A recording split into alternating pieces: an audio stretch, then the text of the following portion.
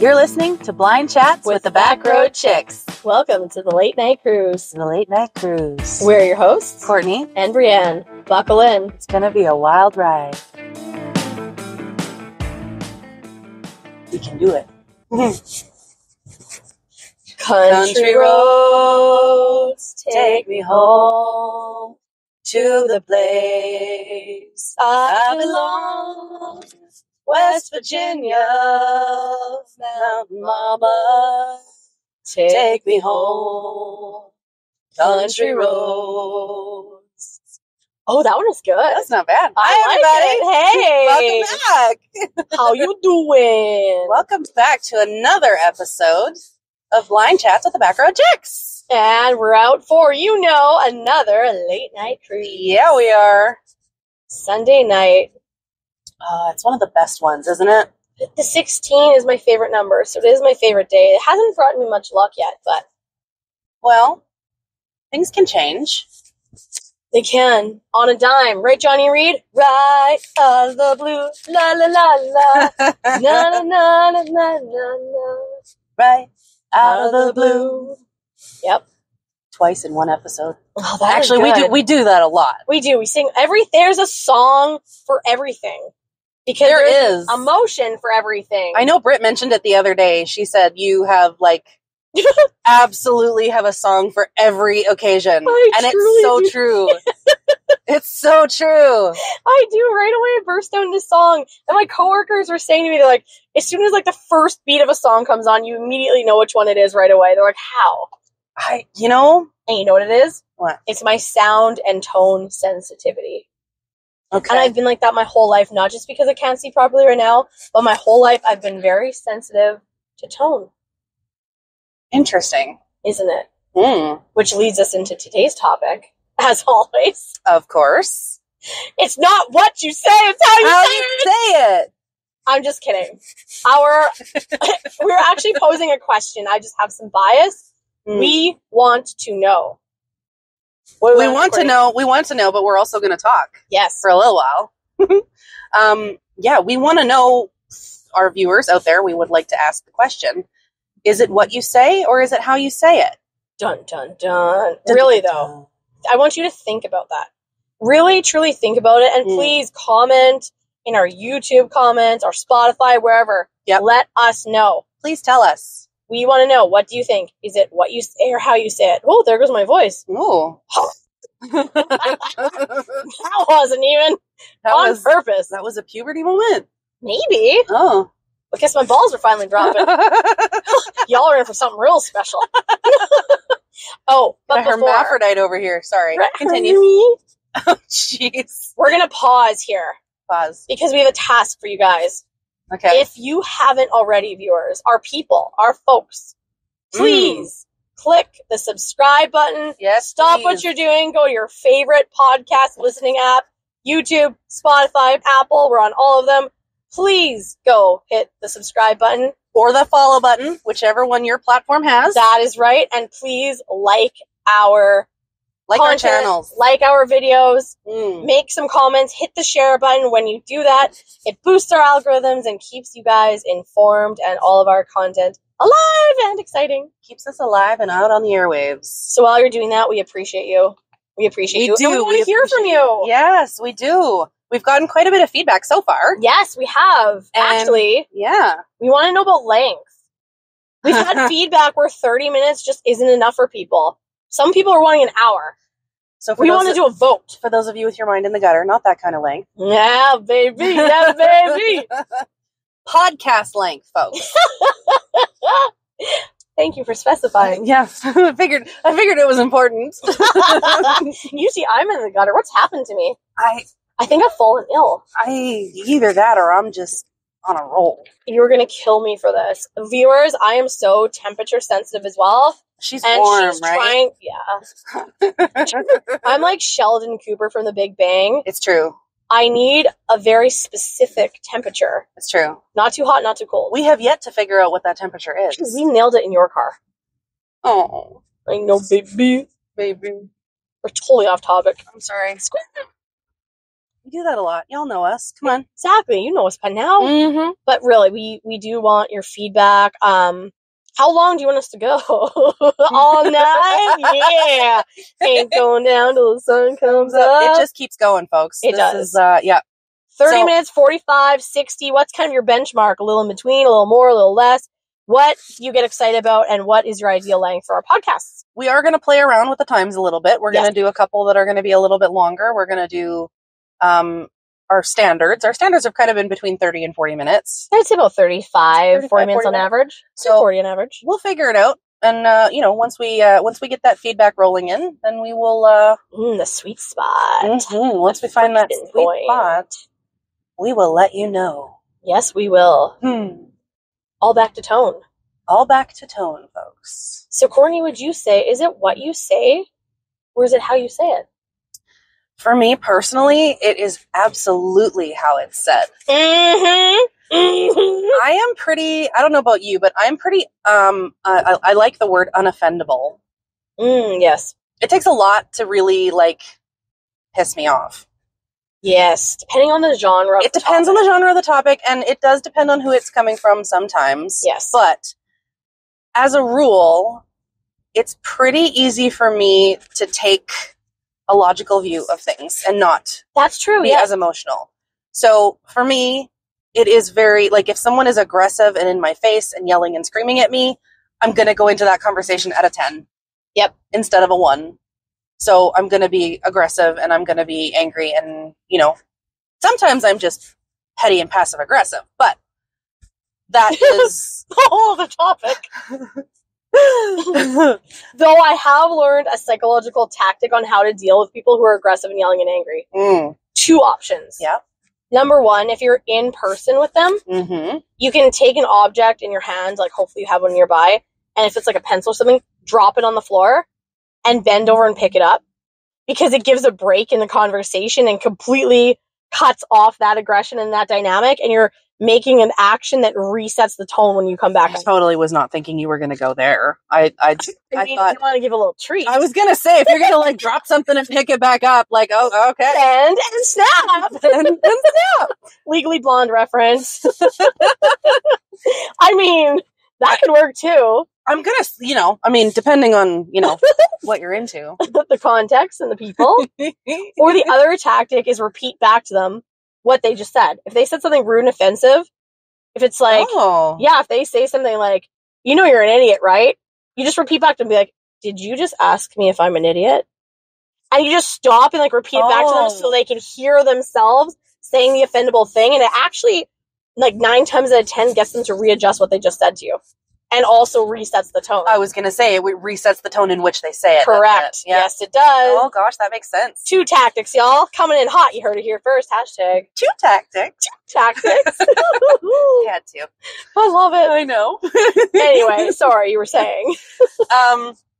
For me, it is definitely the tone in which people speak to me. I mean, I know, we've all had fights with siblings. We've all had fights with parents, the way that you come into that conversation, if someone's going to be angry and screaming at you, you're going to tend to be just as aggressive because you've got your back up. You've got your defenses up, right? Yes. You're trying to either defend your position or just defend yourself from the onslaught.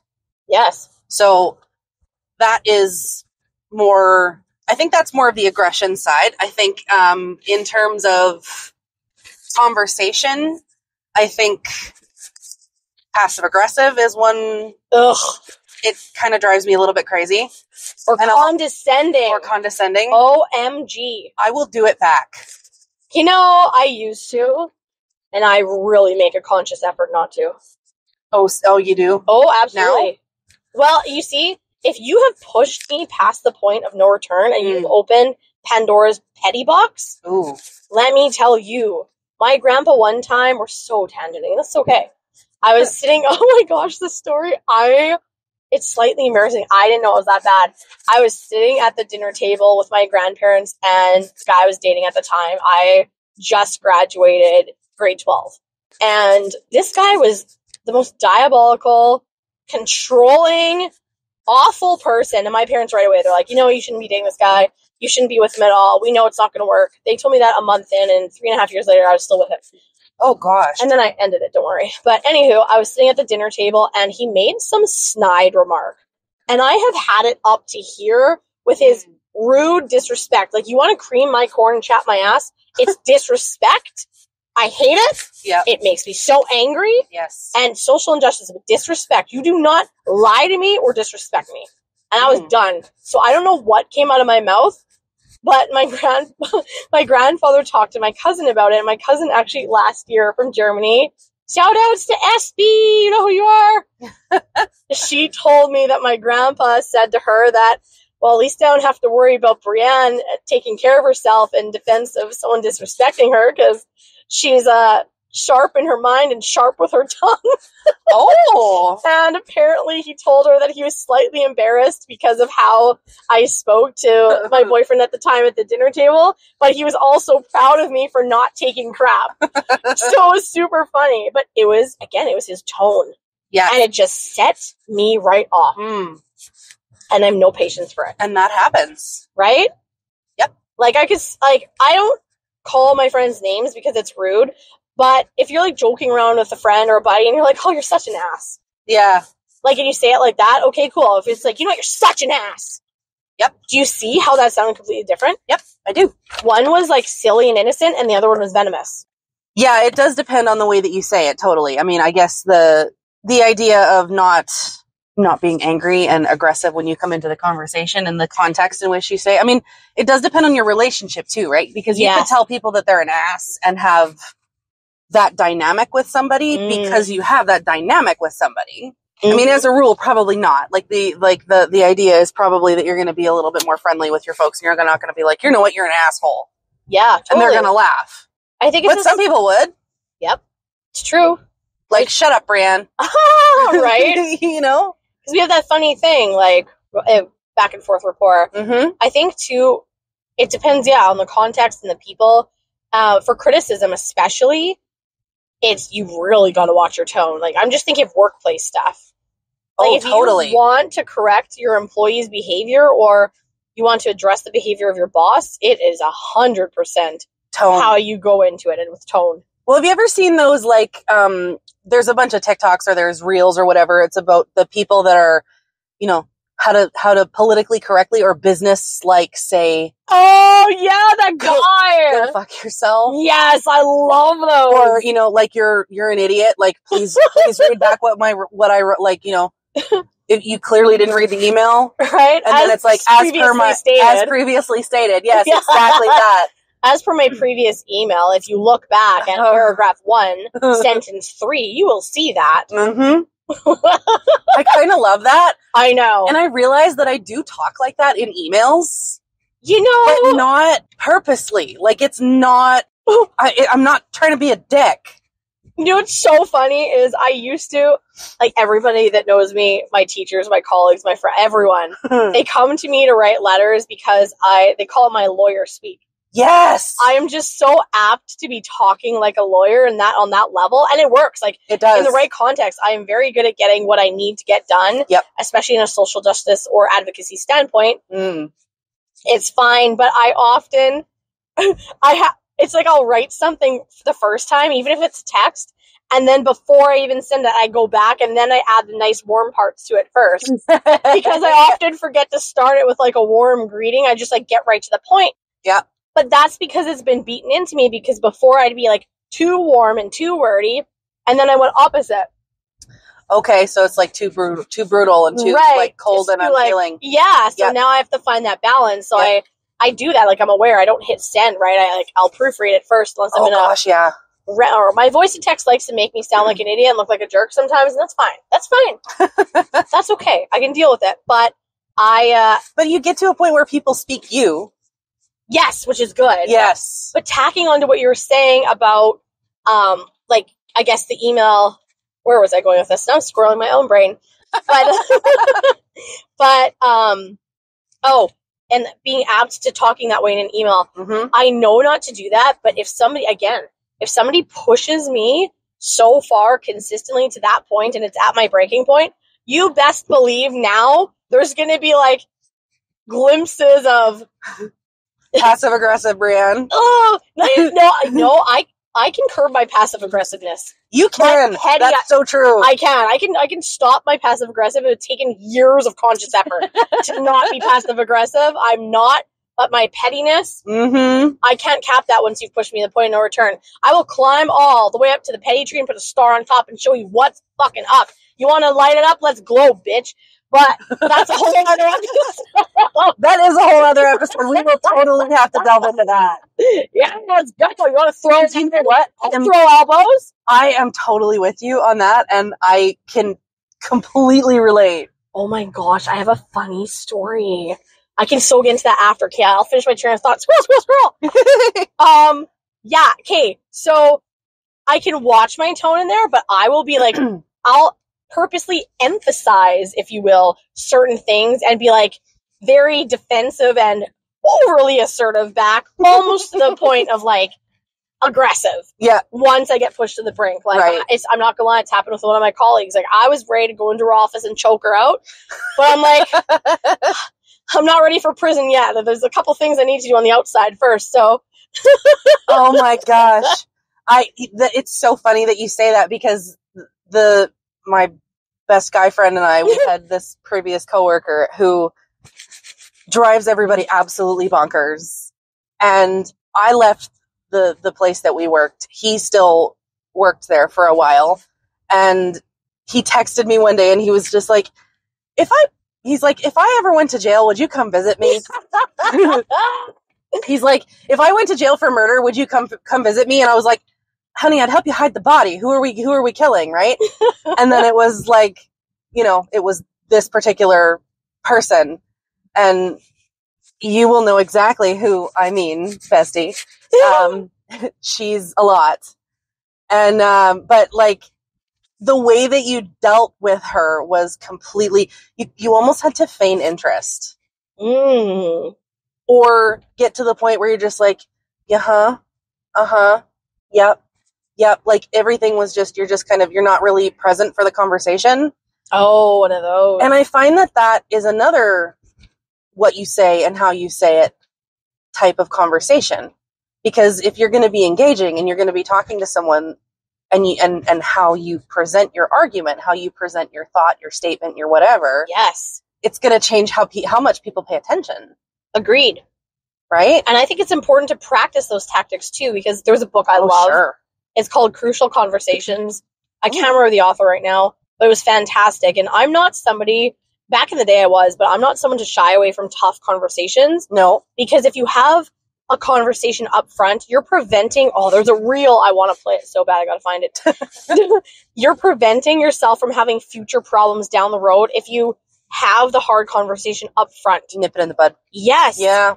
And it's, you need to master that skill of tone and presentation and approach and demeanor and all of those things so you can improve your skills for when it's crucial. Like if you have to talk to somebody about aggressive behavior or a health concern or whatever it may be, or an addiction or any category that could be touchy or a relationship problem or feelings, emotion, whatever, you need to have the right approach, the right delivery, the right demeanor, all of those things. Totally. Absolutely. I agree. And I think that could be a make it or break it. Well, and it's a difficult thing for a lot of people to do because, if you are on the introvert side, you tend to go inward. You tend to not have those difficult conversations because you don't want confrontation. And confrontation for introvert or extroverts, not comfortable.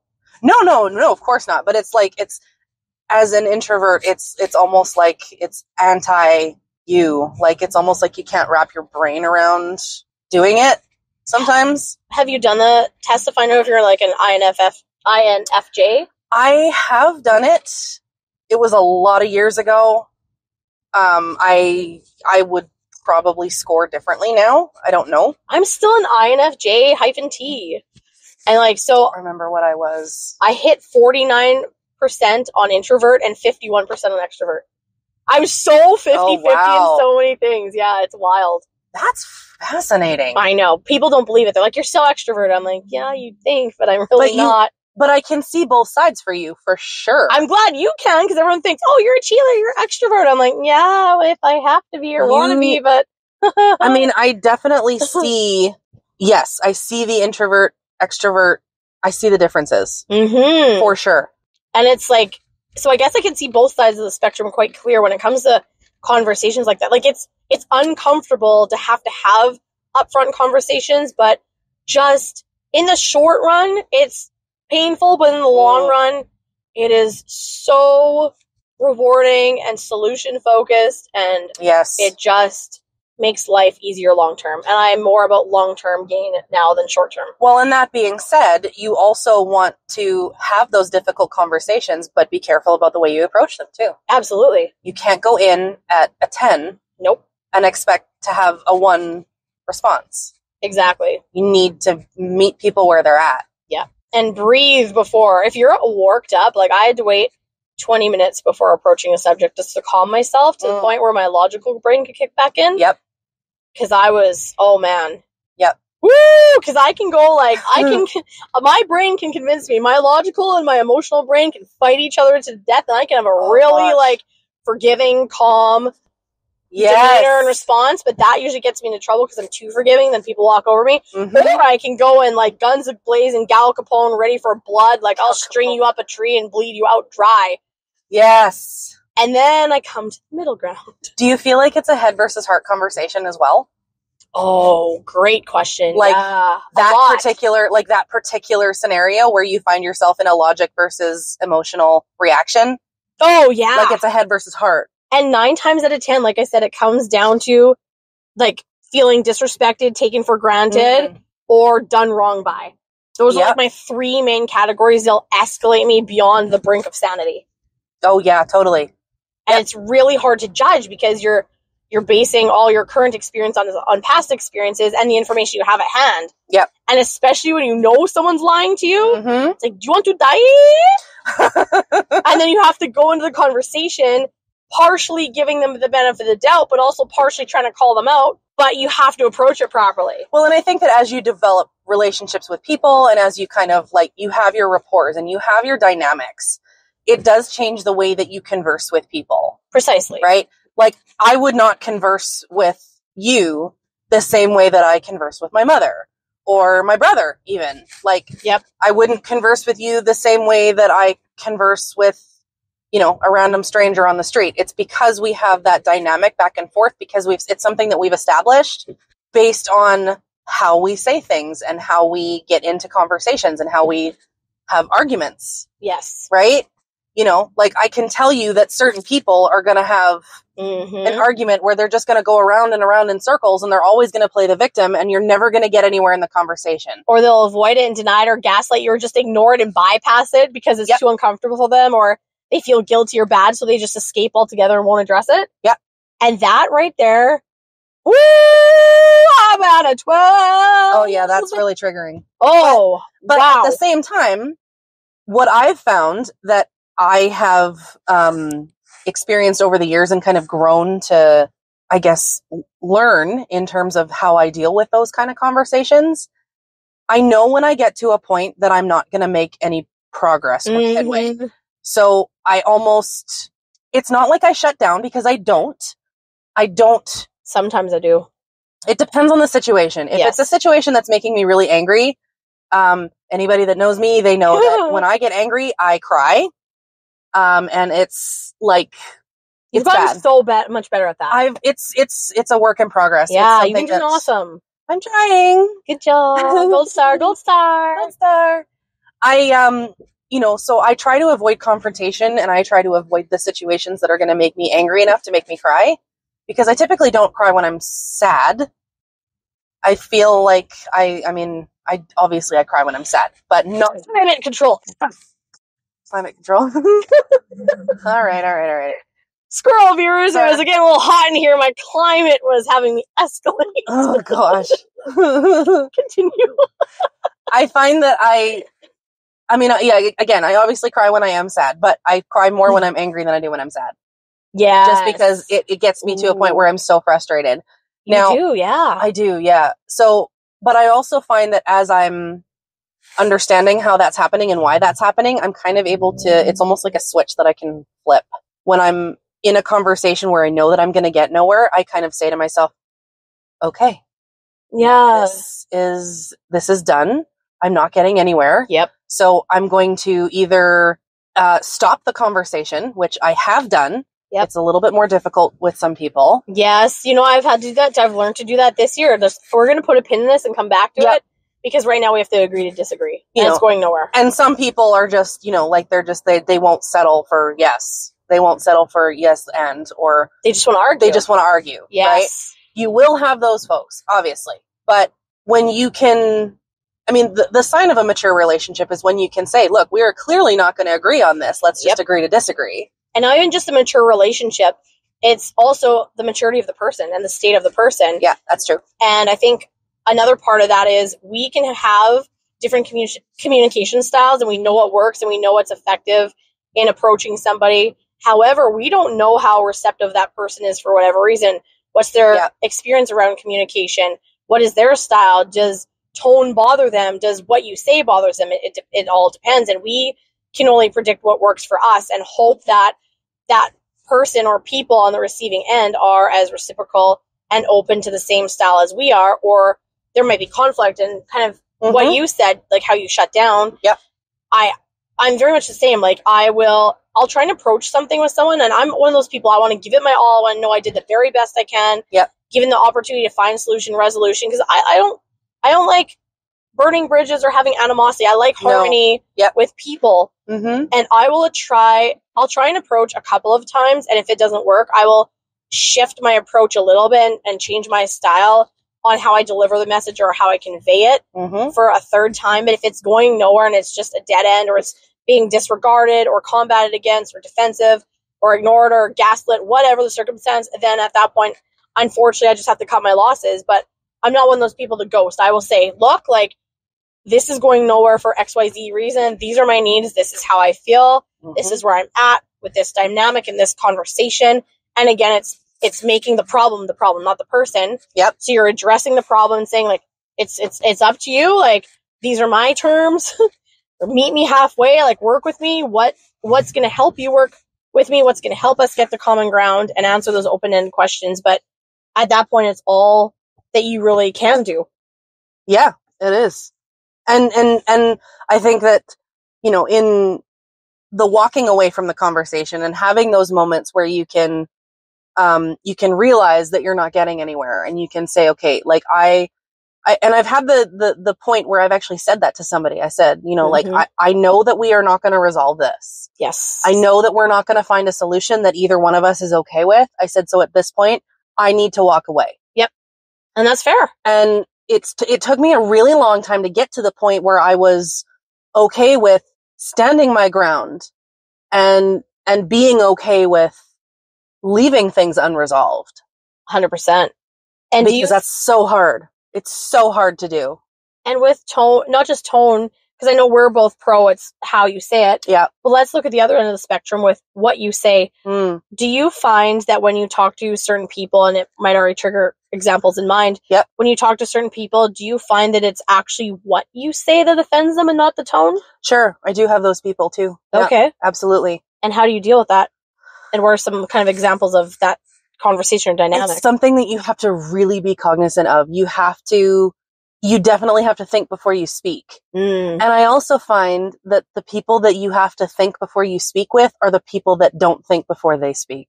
I find, yes, I completely agree, or the ones that have a double standard. They have a double standard. Yes. They will, like, be down your throat for something, and it was that they took something that you said too literally. Or, which, in any case, if they know you, they should know, I guess well enough. I guess knowing how well they know you would be important. And if you're two authentic people, not just like maybe someone that puts on that show or that acts, you think you know them, like someone you genuinely know. Yes. I think is important. Yeah, I absolutely agree. I think that the more you interact with people and the deeper your rapport goes, the more that they'll understand and you'll understand your dynamic with them. Obviously, that's how you build relationships and foundations. But I think that for the people that, actually, I'll say this, I was thinking rather than the people that are, it's what you say. Yeah. I feel like those are very superficial relationships. Interesting. Because it doesn't take any depth to know whether you're speaking literally or figuratively. They just instantly reactive. They just instantly reactive. Yeah. Or if they're or very narcissistic people. Yeah. Because there could be a perceived depth to that connection, but if it's a narcissistic person that just doesn't want to hear anything from anybody, it doesn't matter what you say or how you say it, which was my next point, it's always going to be defensive. True. And that's what I was going to say. Like, I've encountered a lot of people, it doesn't matter what you say or how you say it. If you present something in a calm fashion, they'll just still argue for the sake of arguing. Yeah, exactly. And that one drives me absolutely insane too. Yeah, I completely agree. I know exactly how you feel. I don't mean to laugh. It's just like, it's a brain scratcher, because in those circumstances, I used to try and re-navigate it and used to try and divert. Like, you can, don't get me wrong. Like, with people like that, you can, I think it's important, like you said, pause and redirect. Take a step back. You can try a new approach, but if you're getting absolutely nowhere and it's a consistent thing, I think the whole, just like, yep, okay, sure, and water off a duck's back, not my circus, not my monkeys mentality is all you can really do. And you just have to, I think, accept that relationship for what it is.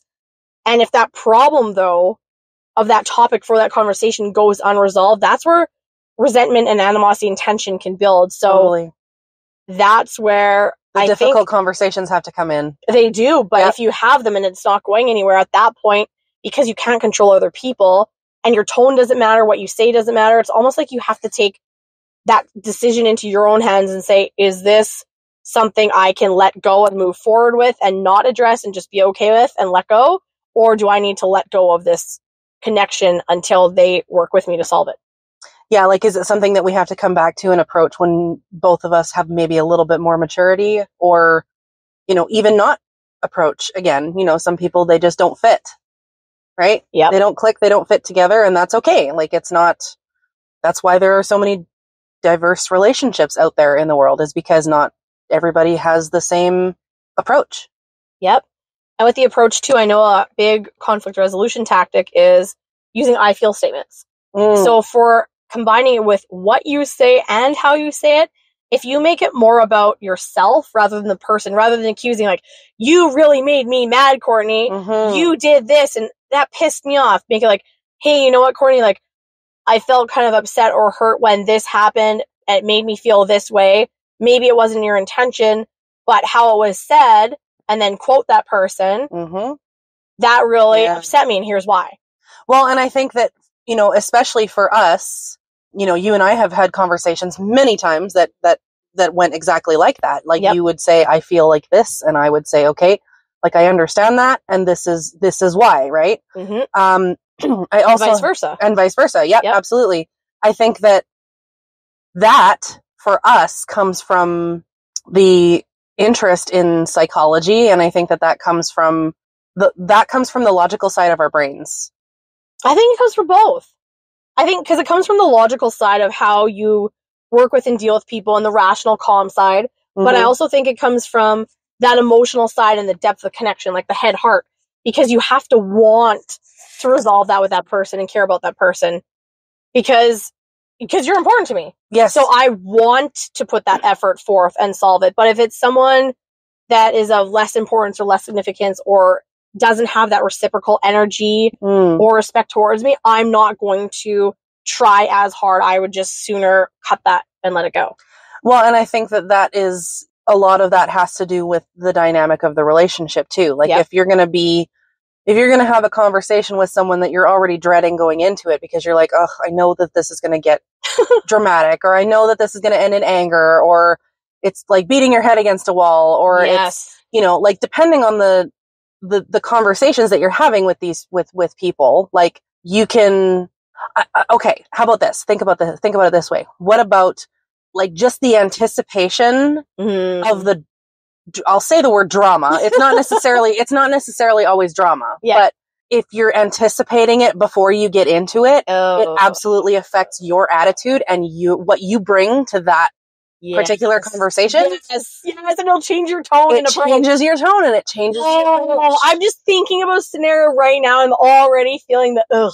Yeah, like I know. a heavy frustration and annoyance, and then I just go and I avoid. You avoid. And then I pull back because I'm done beating my head against the wall. But then I don't like to have to do that. No, because then you have the people that are on the receiving end of the, like the pullback, like they're noticing the pullback and they're like, okay, like what's going on?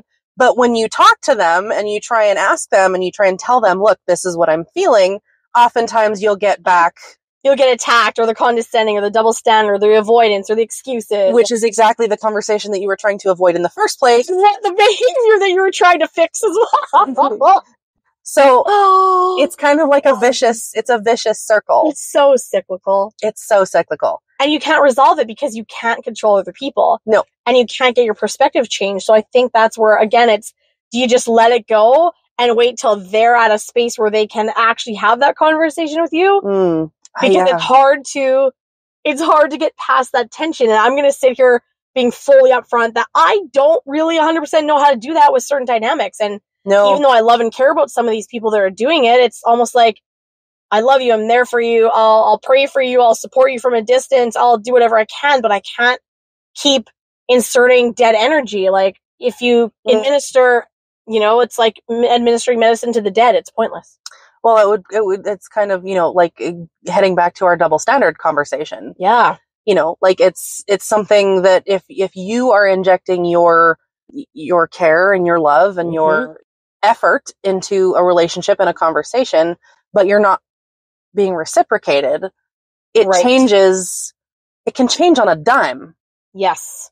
The way that you behave in any conversation. And some days you're stronger than others. Yeah. Some days you're in a good mood. Some days you're in a bad mood. On the days that you're in a good mood, you're like, yeah, you know what? Water off a duck's back. I don't really care. I will go with whatever you need me to be today. Depends on the stats of your social battery and your emotional battery. Yep, absolutely. Sometimes, even you have said today a couple of times, like, okay, crawl back. You were getting spicy with me today. And that's the thing. To me, it wasn't. I wasn't at all. I was in a very high-strung, high-stress situation, and it's kind of like I was just in go, go, go mode. It's so funny. It's a perfect example because it wasn't what you were saying. It was your tone. It was my tone that was triggering me. I'm like, do you want to say that with a little more condescension?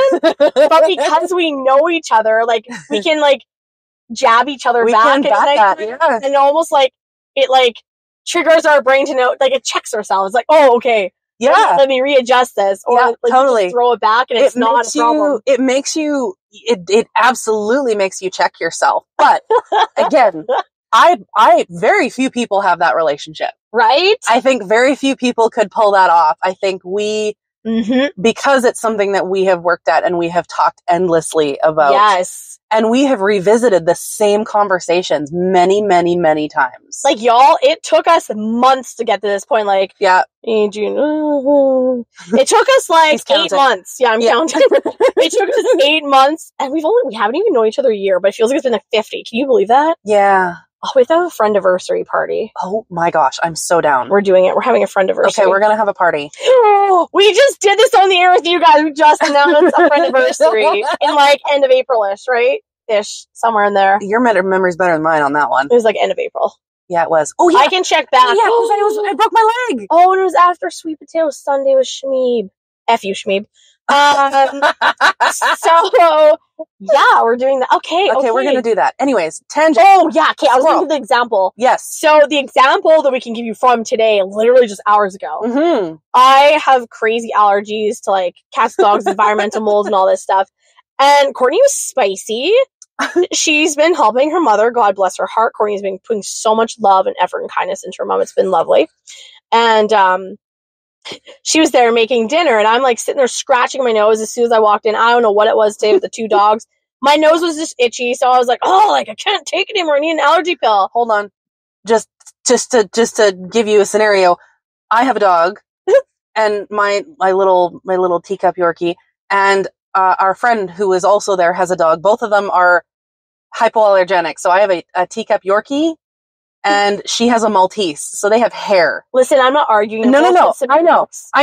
But I'm just saying the reason that my comments were what they were was because of that fact. And this is an opportunity where Courtney gets to defend herself with a nice tone. And anyway, I don't remember exactly what she said, because to me, what you say doesn't matter.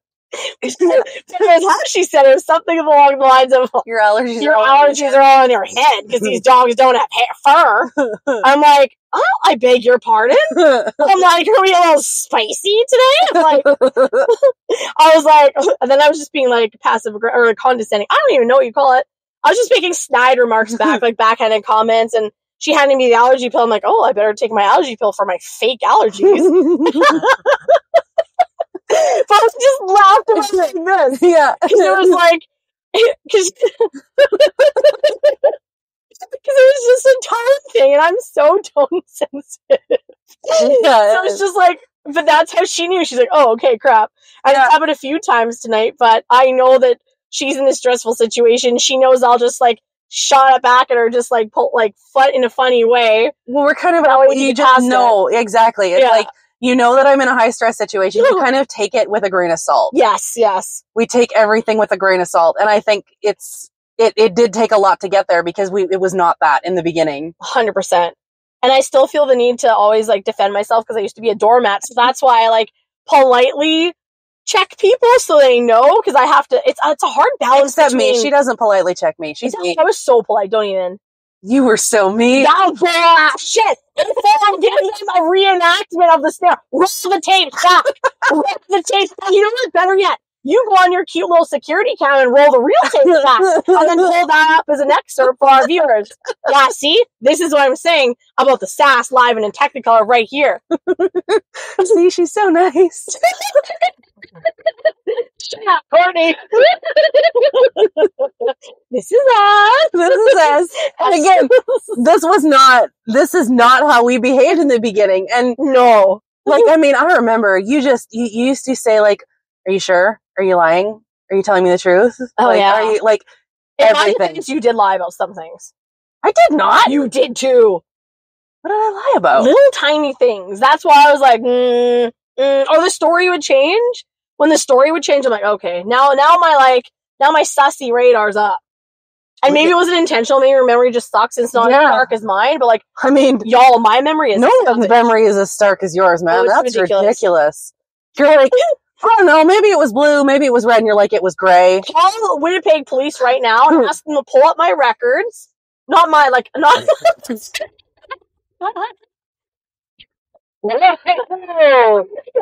pull up police reports I've submitted 2004, around the springtime, around May. You ask them. There was a pervert on Empress and Ellis. He was driving a friggin' tan-colored Sunfire. I still remember the license plate is DLG 420. Oh gosh. I'm telling you straight up right now, he had frickin' white shorts on and a like royal blue shirt, and he had like fire crotch hair. Sorry, he was a redhead, and he was grabbing his package, waving us over, and got out of his car by the Walmart and Chapters area. Watch, you go look right now at those police reports. That is frickin' like what, 21 years ago? Yeah, sure. Yeah, 2004 to now. It was either 2004 or 2005. It's in there. You go pull up those records, and I will tell you, those details are almost to be verbatim. They're going to hire me and be like, you, ma'am, have the best memory we ever known. So you're hired. I mean, evidently. Like I said, I want proof. Go roll it back. Roll the tapes. Go to the archives. I will prove it right now. But anyways, girl, I think that's what it is. Like, I just get suspicious when people's stories don't add up, because I'm so apt to remember details. It's like, so true. Were you lying to me? Yeah. Mm-hmm. So it's like, you know, you're like, no, I promise you, I'm not lying to you. Like, I'm dumb, okay? Like, I can't remember things that well. I need to say this out loud to Squirrel, because it just makes me so irate. What? It has nothing to do with you. Those people that lie to you and say they're sleeping or napping, but then you see that they were online. It's like, oh, I was sleeping. Well, it says you were actually online like 10 minutes ago, and I've already checked, like, you know, Facebook Messenger or WhatsApp or whatever, and those timestamps actually work. And you know how many people pull that? And men especially. I have a list of men that use, I was sleeping as an excuse. I had to rave or grab my phone. And I just... I'm not even kidding. This dude, Schmeed, reenacted this bullshit scenario where he full on lied to me. He read my message and ignored me. He ditched me and bailed out on like a date, and then had the audacity to reenact live and in Technicolor on my couch how he was allegedly sleeping and his window was open and the cold air blew in and he rolled over and picked up his phone and read the message, but it was so cold that he pulled a blanket over himself and I'm not even kidding, he grabbed his body and started shaking on my couch as he enacted out. He's like, I was freezing and then I flopped over and then he proceeded to flop over and told me how he went back to sleep. But he was a bullshit liar because she showed he was online. I'm like, you are ugly. You that lie are ugly. I don't even care. Just say it. I don't want to talk right now. I'm in capacity. I'm doing this. I'm doing that. I'm bored. Whatever. Just say it like it is. So I think we've established that we don't lie to Brie. No, I will kill you. Well, and she'll go crazy stalker on your ass. Oh too. Yeah, I will find you. Yeah, that's true. Liam Neeson ain't got shit. You want to roll? That's true. I have the VPN. I will hack your phone and your network, and I will find out exactly where you are and who you're with and what you're doing to prove to you that you're full of shit. Just again, it's not what you say; it's how you say it. So if you don't want to do something or you don't want to talk, just say it. Politely say it, because it's not what you say. We want the truth. We want the truth, and it's how you say it. I know. I told you, I get worked up with this topic.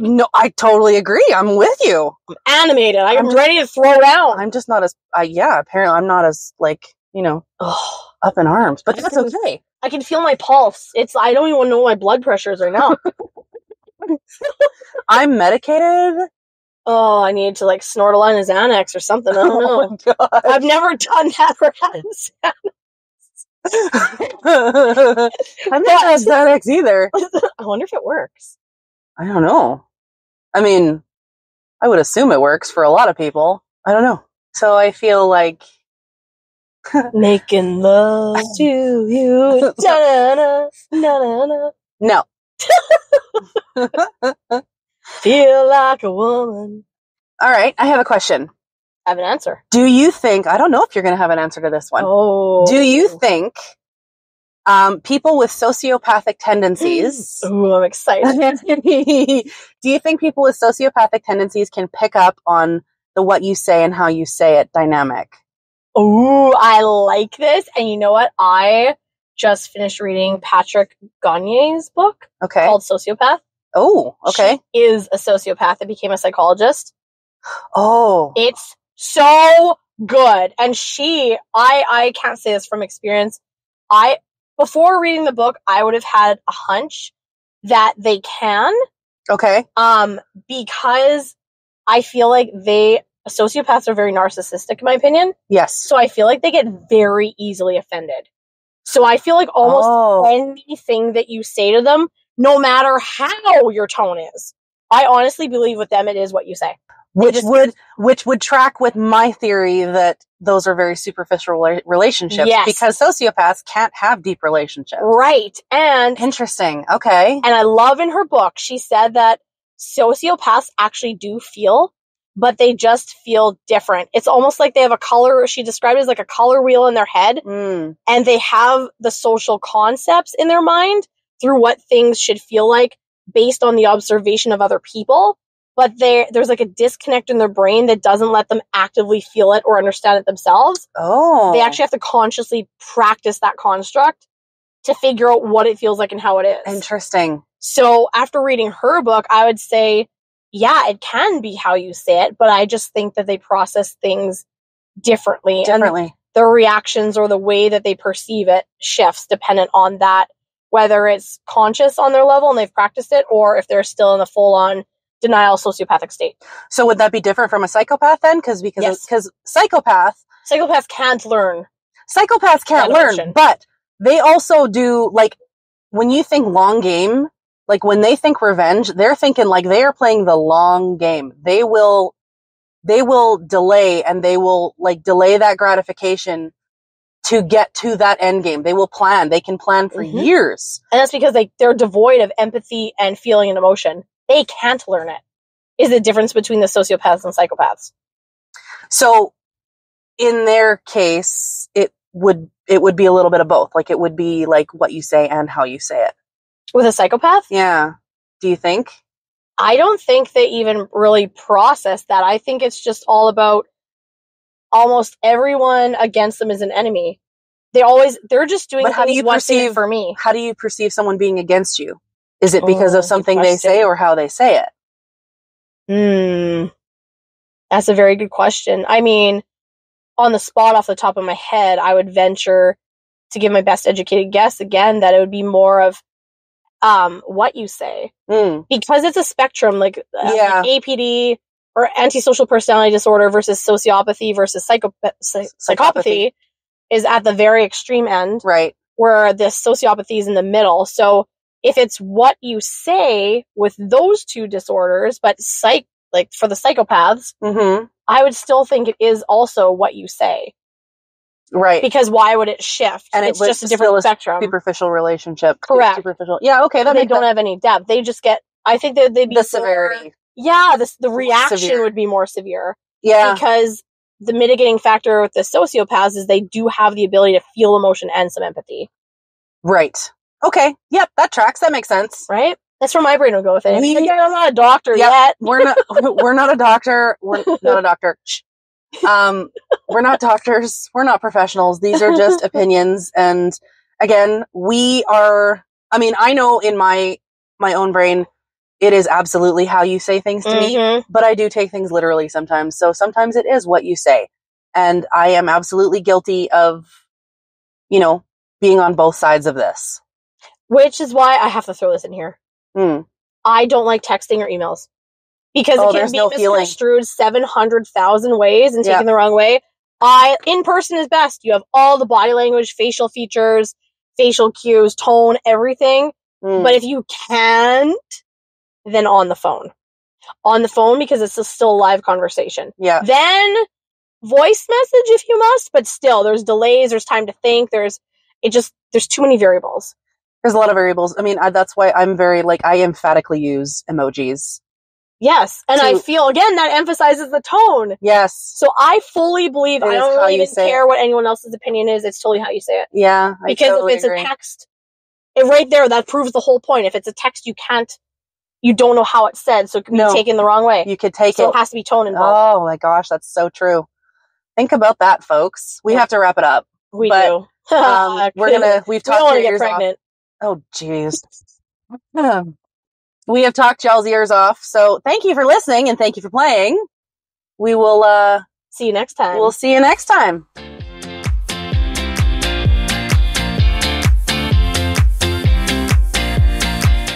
You're listening to Blind Chats with the Backroad Chicks. Thanks for joining our late night cruise. For help keeping your drive alive, please tune in next week for more shenanigans.